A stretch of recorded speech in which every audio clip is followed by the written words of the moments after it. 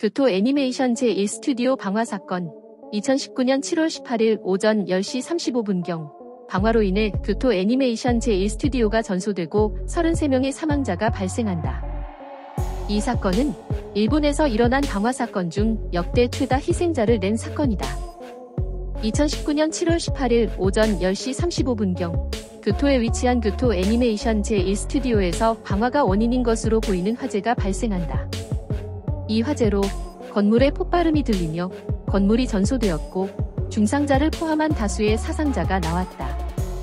오전 11시에 소방차 등 화재 진압 차량 약 30대가 출동하였고 다음날 오전 6시 20분경 20시간 만에 화재는 완전히 진화되었다. 해당 건물은 스프링클러 미설치, 목조 구조물, 나선 계단이라는 세 가지 악재로 인해 화재가 매우 빠르게 번졌다. 실제로 사건 당시 건물 안에 있었던 사람의 증언에 따르면 화재 당시 나선형 계단에서 순식간에 올라온 검은 연기 때문에 깜깜해져서 주변이 보이지 않았고 화재로 발생한 강한 열풍 때문에 창문으로도 도망을 갈 수 없는 상황이었다고 한다. 작화 작업 장소가 2층, 3층에 있어서 2층 이상의 사람들이 많았고 피해자들의 대부분은 옥상을 향해 계단을 올라갔지만 폭 1.2m의 옥상 문 앞 계단에서 20명이 넘게 숨졌다. 이번 사건처럼 휘발유 같은 이나 물질로 인한 화재의 경우 아주 빠르게 불타올라 산소가 고갈되고 실내의 연기가 삽시간에 퍼진다. 이로 인해 다수의 사망자는 산소 부족 및 일산화탄소 중독으로 인한 호흡곤란이 생기고 상황 판단력이 흐려져서 창문을 열 생각을 못하고 질식한 것으로 판단된다. 2019년 7월 25일 교토 경찰본부에서 사망자 34인의 신원 및 사망 원인 확인이 완료되었다고 발표한다. 사망 원인은 소사 26명, 일산화탄소 중독 4명, 질식 2명, 전신 화상 1명, 미상 1명으로 소사에 의한 피해가 극심한 것으로 파악되었다. 사망자 대부분이 앞으로 교토 애니메이션의 미래를 이끌어갈 20대, 30대 젊은이들이라 안타까움이 더 컸다. 10월 4일까지 사망자 3명이 추가되면서 총 사망자 수가 36명으로 늘었다. 이로써 이 사건은 일본에서 일어난 방화 사건 중 역대 최다 희생자를 낸 사건이 된다. 한편 부상자 중 한국인 여성 스태프도 1명이 있는 것으로 알려졌다. 전신 3도 화상이라 위중한 상황으로 전해졌다. 이후 공개된 사망자 명단에 한국인의 이름이 없는 것으로 보아 치료를 통해 회복된 것으로 판단된다. 교토 애니메이션 사장 하타 히데아키는 인터뷰를 통해 그동안 만들어온 애니들의 컨셉 디자인이나 원화 자료들이 완전히 소실되었으며 컴퓨터 하드디스크 안에 있었던 자료들도 불타 소실된 바람에 누군가가 따로 보관한 게 아닌 이상 영원히 볼 수 없게 되었다고 하였다. 전체 150명의 직원 중 40%가 넘는 68명의 사상자가 나왔으니 회사로서는 중대한 피해이며 재건과 재기에는 상당한 시간이 걸릴 것으로 전망되었다.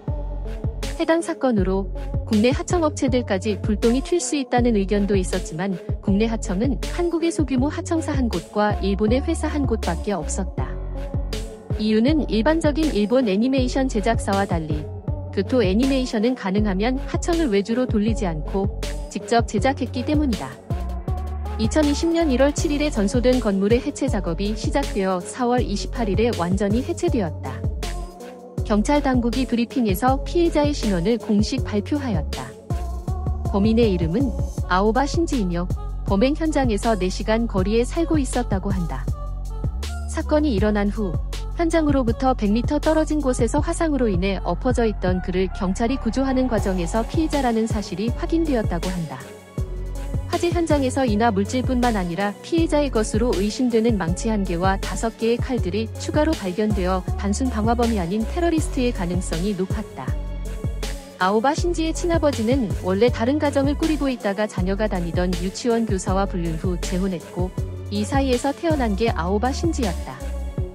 등학교 시절 아오바 친구의 인터뷰에 따르면 생활고가 매우 심했으며 아오바 신지의 집은 쓰레기로 가득 차 발 디딜 틈이 없을 정도였고 언제나 같은 옷을 입고 있었다고 한다. 또한 슈퍼나 편의점에서 과자 등을 도둑질하는 버릇도 있었으며 중학교 때도 거의 학교에 오지 않았다고 한다. 중학교 이후 아버지의 폭력을 견디지 못한 어머니가 집을 나가 새로운 가정을 꾸리게 되었고 아버지의 폭력은 아오바 신지, 아오바의 형과 여동생에게 행해진다. 아오바가 21살이 되었을 때 아버지는 택시기사로 일하던 중 사망사고를 일으켜 손해배상금을 지불한 뒤 자살한다. 또한 아오바의 여동생도 다른 형제들이 독립한 뒤에도 아버지가 자살한 그 집에서 계속 살다가 훗날 자살했다고 한다. 아버지가 자살한 이후 아오바는 점점 이상행동을 보이기 시작했다. 여러 아르바이트를 전전하며 생활했으나 대인관계를 이어나가지 못했다. 결국 무직의 히키코모리가 되었으며 2006년에는 속옷절도 혐의로 경찰 조사를 받기도 했다. 2012년까지 살았던 이바라키의 집합주택에서는 수개월간 집세를 체납했으며 밤중에 벽을 두드리고 괴성을 지르는 소음을 지속적으로 일으키는 이상행동을 보였다. 2012년 6월에는 편의점 직원을 협박해 2만 1,000엔을 훔치고 달아나다가 자수해 징역 3년 6개월을 복역한 뒤 출소하였다.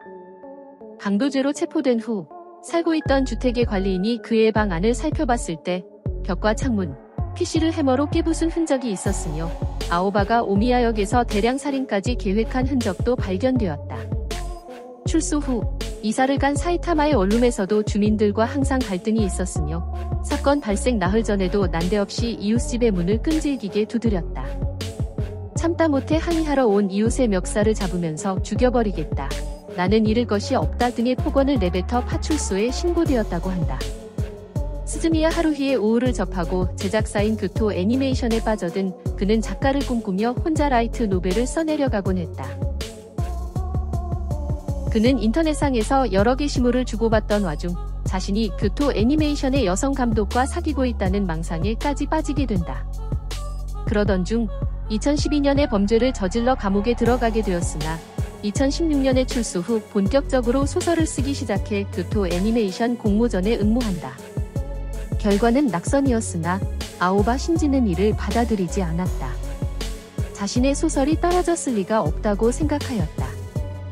그는 2018년 10월에 방영을 시작한 교토 애니메이션 신작 트룬의 카즈마이 고교 공도부가 5부가 자신의 소설을 표절하였으며 자신이 전과자라는 이유로 공모전에서 자신의 소설을 낙선시켰다는 망상을 하기 시작한다. 결국 아오바 신지는 자신의 소설을 표절하여 훔친 교토 애니메이션을 가만히 둘 수 없다는 생각에 범행을 계획한다. 아오바 신지는 범행 3일 전부터 현장 답사를 해왔다. 인근 주민들에 따르면 사람들이 거의 다니지 않던 스튜디오 근방의 골목길에서 빨간 티셔츠를 입은 낯선 남자가 며칠 전부터 서성이는 모습이 목격되었다고 한다. 범행 하루 전인 7월 17일에는 휘발유를 담을 통을 실은 카트를 끌며 유유히 걷는 모습이 방범 카메라에 잡히기도 했다. 그리고 범행 당일인 18일 아침엔 스튜디오에서 500m 거리에 있는 공원 벤치에서 노숙을 했다는 목격자들의 증언도 나왔다. 사건 당일 아오바는 스튜디오에서 500m 거리에 있는 주유소에서 발전기에 사용한다며 휘발유 40리터를 통 2개에 담아갔다. 이후 교토 애니메이션의 정문으로 당당히 진입한 그는 죽어라 라고 외치면서 양동이로 10리터가량의 휘발유를 뿌리고 불을 질렀다. 휘발유를 뿌리는 과정에서 본인의 몸과 옷에도 휘발유가 묻었고 자연히 본인까지도 불을 피할 수 없었다. 아오바는 본인을 삼킨 불에 기겁하여 도주하다 가까운 인근 집 초인종을 누르며 살려달라고 도움을 요청하는 패닉에 빠진 모습을 보였다. 이후 100m 떨어진 곳에서 주민들의 도움을 받고 있다가 경찰에 체포되었다. 경찰에게 붙잡힌 직후에도 표절이나 하고 말이야 라고 외쳤다고 한다. 체포 당시 아오바의 가방에서 칼과 망치 등의 흉기가 왔다. 불타는 건물에서 빠져나오는 사람들을 무차별적으로 흉기로 해쳤을 가능성도 있었다.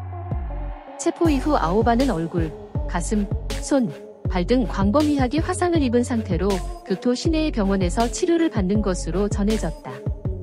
사건 발생 2일 후인 20일에 아오바는 닥터 헬기를 이용하여 교토에서 오사카 킨키대학병원으로 이송되었다. 병원 측에 따르면 아오바는 3도 화상을 입어 피하 조직까지 손상되었으며 전신 90%의 화상을 입어 피부 이식 등의 치료를 받는 중이라고 하였다. 아오바의 사망률이 97.45% 이상이었지만 화상 전문의로 주치의를 맡게 된 우에다 타카히로 교수는 그를 죽음으로 도망치게 만들지는 않겠다는 일념으로 4개월 동안 필사적으로 치료해 살려냈다고 한다. 2019년 11월에 아오바는 교토의 한 병원으로 옮겨졌으며 걷지 못하지만 대화 가능한 수준으로 회복했으며 경찰의 조사가 시작되었다. 2019년 11월 8일 최초의 조사에서 아오바는 사건 당일 집을 나설 때부터 살해 의도가 있었다. 가장 많은 사람이 일하는 제1스튜디오를 노린 것이다 라고 진술했다. 이후 아오바가 수용되는 오사카 구치소의 시설 노후화와 코로나로 인해 구속이 늦어지면서 2020년 5월 27일에 치료를 마치고 경찰에 체포, 구속됐다. 아오바는 구속 후 조사에서 모든 혐의를 순순히 인정하였고 죄값을 치르기 위해 자신에게 가해질 사형도 순순히 받아들이겠다고 하였지만 교토 애니메이션 측에서 자신의 소설을 표절하여 범행을 저질렀다고 진술을 계속하였다. 경찰 측은 아오바의 치료 과정에서 아오바가 사건의 정보를 알게 되면 수사에 영향을 줄 것으로 판단해 아오바에게 사건의 정보와 사망자가 36명이라는 사실을 알려주지 않았다. 아오바는 정식 체포 전까지 사망자가 3명 정도라고 생각하며 조사에 임했다. 또한 모두를 살해할 생각으로 범행을 저지른 것이라는 것을 인정했고 사형도 이미 각오하고 있다고 했다. 하지만 2023년 9월 5일 첫 공판에서 사형도 이미 각오하고 있다던 아오바 측은 기소 내용을 인정했지만 사건 당시는 정신장애에 의한 심신상실 상태였다며 무죄를 주장했다. 2023년 12월 7일 검찰은 아오바에게 사형을 구형하였다. 이에 대해 변호인 측은 아오바의 정신장애를 이유로 아오바는 형사 책임 능력이 없거나 있어도 부분적이라고 했다.